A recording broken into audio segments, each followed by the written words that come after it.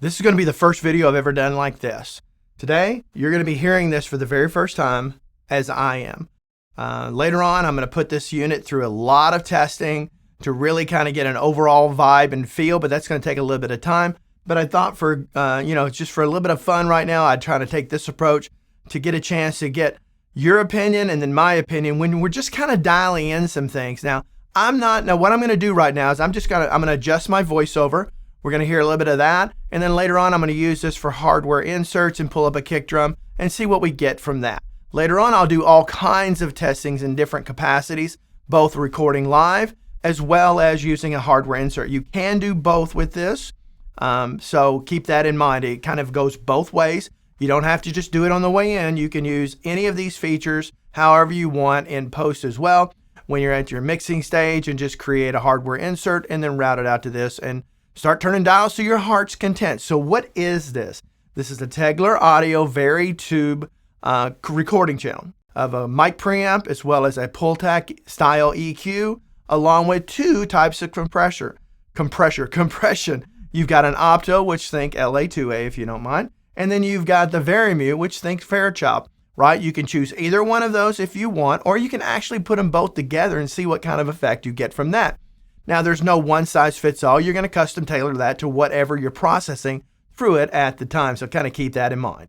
Now on this, you can choose whether you want the EQ and then the compressor or the compressor and the EQ. Depending on what you're trying to do and what you're trying to achieve, you've got that flexibility as well. And of course, you can bypass each one of these along the way. It has your standard 48 phantom power on here, as well as a phase switch, your ability to kind of be able to do that. And then of course, it has a high pass filter and really kind of everything you'd think you'd want on this to be, hopefully in a channel strip. Now, I will say for me, I want to talk about the Pultec EQ style of this. I haven't heard it yet, but I do have several Tegeler audio pieces here. I have the Tegeler Audio Pultec EQ. It's a stereo Pultec EQ. And I also have the Tegeler Audio Cream, which is on my master bus processor. Both those units, the Pultec EQ is your traditional full-featured Pultec EQ, and the Cream also has a Pultec style EQ as part of it. And so I am a huge fan of Tegeler Audio, so I will get that out of the gate, and I have very high expectations for this as I continue to put it through its paces. And so let's find out together if this has the potential for really kind of blowing my mind a little bit here. Because, for a lot of people are looking for that one channel strip, if they could find that perfect channel strip for them, which one would it be? They're not in a situation where they're like me and they got a ton of gear behind me because I'm like that. I'm just a gear freak. I love it. It's not always necessary to produce great sounding recordings, so I kind of keep that in mind. You can do great things with plugins. However, to these ears right here, nothing beats analog, and I don't want to get into that whole discussion. You have your choice. You make your choice what's right for you. I've already made mine. We don't have to agree on everything, so kind of keep that in mind. Let's be cool about that. All right, so I'm going to pop on some headphones right now, and we're going to kind of get this thing checked out. I'm using the Slate VSXs here, so as I'm kind of going through this, I get a good sense of where it is. I'm going to turn that headphone volume up a little bit real quick. Here we go. All right, so now I can hear that a lot better. All right, so now I can hear it better. Okay, all right. So here we're going to start out with our boost. In the low end, you've got a boost. Then you've got your mids, you've got a cut, and then you've got a high end, you've got your boost. Now that's where it's missing out because typically on your mid range, you can do a boost and a cut on a full featured Pultec EQ, but not on this one. We'll find out here pretty quickly whether that's a limitation or whether it's, not really needed for this type of thing. All right. So now let's kind of get started and let's choose our, our high pass filter. So this is no high pass filter. Now keep in mind, I'm going to try to keep my voice pointed at let me kind of move that over a little bit. Sorry about that sound. So as if I move my head, maybe it'll try and capture it with my shotgun microphone up there, but it will lose a bit as I turn back and forth. So kind of understand that. I'll try to do the best that I can with it. So let's kind of check out the high pass. There's no high pass there. Here it is as 100 hertz. So now you've got 100 hertz. And then now we've got it at 80. Now for me, for this, 80's that number that I'm looking for. I think in the 100 hertz, and I'll come back to this in a little bit second, more likely you're probably going to get a lot of lower mid bump in there a little bit, and that doesn't work for doing a voiceover. So I'm going to leave that at 80, and I think that sounds pretty good so far. So now that I've got my high pass set at 80, I'm actually going to come back and now boost. Let's start boosting at 80 and let's kind of go up the frequency spectrum and see where we go. So now I'm kind of boosting that. Oh, probably best if I engage the EQ. All right, so now the EQ is in the track. And so now I'm bringing it up at 80 hertz, and you can kind of see there what's going on. Now I'm going to go up through the frequencies. You got 80, 150. Let me just kind of boost that a lot. So here we are at 80. We got 150. We got 200. Looks like 300, 500. Oh, that's terrible, terrible, terrible. 700. Oh, that's even worse, baby. Get out of here. 1K. And then, that's what you can do at the boost. So you obviously see you don't like that. So I like the 80, but there's still something going on now. I've got some upper mids that I kind of feel like in a voiceover. Now I happen to know what I need to do automatically on a voiceover, so I'm going to kind of be able to dial that in a little bit easier. But I'm going to have you guys listen. So now we're going to do a cut. So now we've got to cut it 2 now. It really got muddy on me real quick, right? Don't like that. Let's go to 300 hertz, 500 hertz, 700 hertz, 1K, 1.5K, 2, 3, 4, and 5, 7, I think. Yeah, 7, up to 7K. So let's kind of go back down there here, and I'm going to kind of go up to 300 at first, and I'm going to dial that back a little bit. So now we have no cut going on, and now I'm going to kind of bring in that kind of cut at 300 hertz. I'll go back between that and 5. 5 kind of add some low-end mud to it. So really what I'm trying to do is carve even a little bit more of that low-end mud, and I'll take that EQ. This is with the EQ engaged, and now this is no. So this is where we started. Now keep in mind, as I'm going through this, there's tubes involved in this thing, so you're not going to get an instantaneous, kind of feeling when I go between bypassing and on. So I'll bring that back in, and so now we've got the EQ. You can hear that slowly kind of coming back in, and so that's where we're at so far. So now let's check a boost. And this is where we could run into trouble on a voiceover if we do too much, because I'm from the South, so I got a lot of S's. So I have to have a de-esser, for that. And so that's really important. I don't want to take that too much. So now let's kind of check out. I want to bring in a little bit more sibilance to my voice. I still may have a little bit of too much at 80 hertz, but I'll dial that back here in a second, most likely. And so let's see what we get here. We're going to start out at 1.5. And now I'm just going to kind of bring up that boost on there. Now I happen to know on my voice, around the 1 to 1.3K-ish is very nasally for me. You can already hear that kind of come back in. You can definitely tell it there. And so I tend to have to notch that out in post. So I know I'm not going to leave it there. So I'm going to leave that about midway up, and I'm going to go through the frequencies. So here we've got 1.5. Now we've got 2. Then we're going up to 3, and it's going to start to bring out the s in my voice as I go higher. I think that is 4. And now we've got 5 and then 7. Now, when you get above that, I can keep going on up the dial of frequencies, but ultimately there are no frequencies in my voice above that range.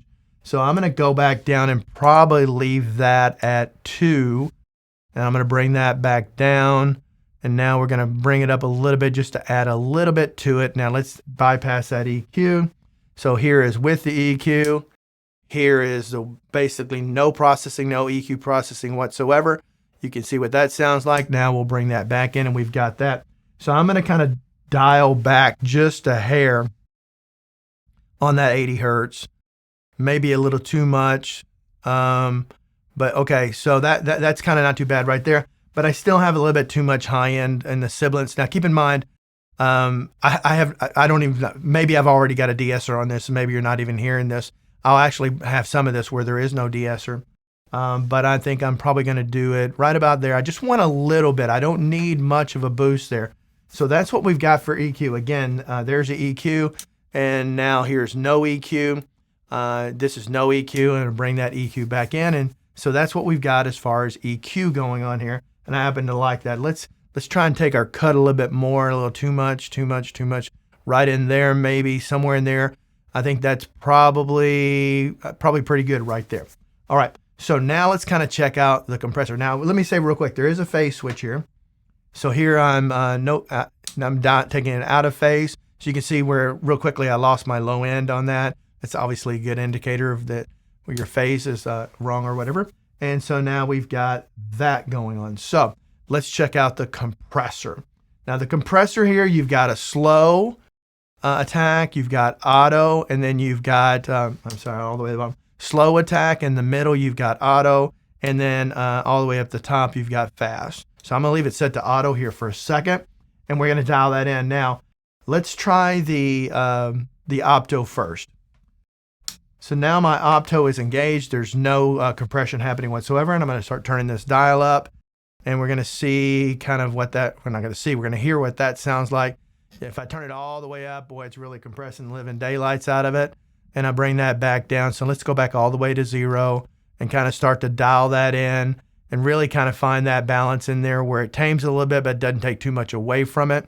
So now I'll take that compressor in and out. So this is with the compressor, and this is without the compressor, no compressor.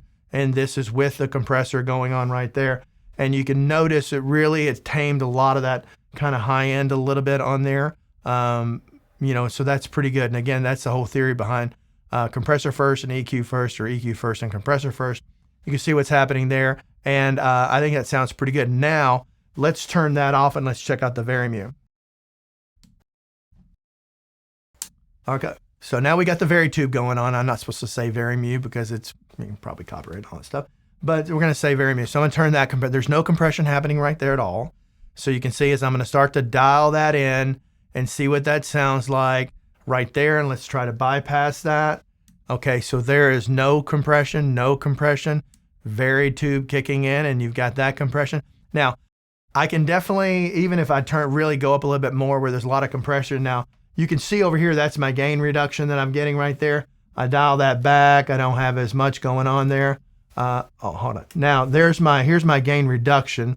So you can see as I'm dialing that in there right there, it's kind of showing what's happening. I guess I should really talk this way when I'm doing that. So I'm not seeing the dial, but I'm sure you can see it on the VU meter over there as far as what's going on compression wise. I should mention that you can also see the EQ output and also ultimately the microphone. So you can get all of that set from in there, or at least visually see where you're at with that. So now we've got that Vari. Now for voiceover, Vari tube would not be my choice. But let's see what they both sound like together. So now we've got them both going on at the same time. So you've got both types of compression happening at the same time to give you some really creative options out there. And so now we're going to bring both of those off. So now we've got no compression.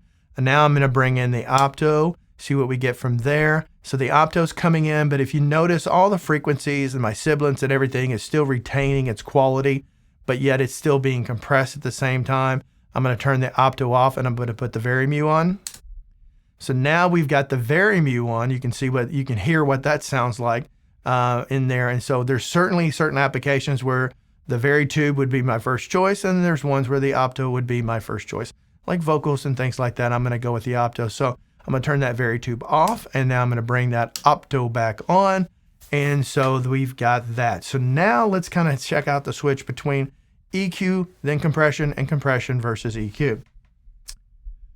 So right now it's set to be EQ first and then compression. So now I'm going to flip the switch down, and it'll be compressor and then EQ, and I'll go back and forth so you can hear the difference.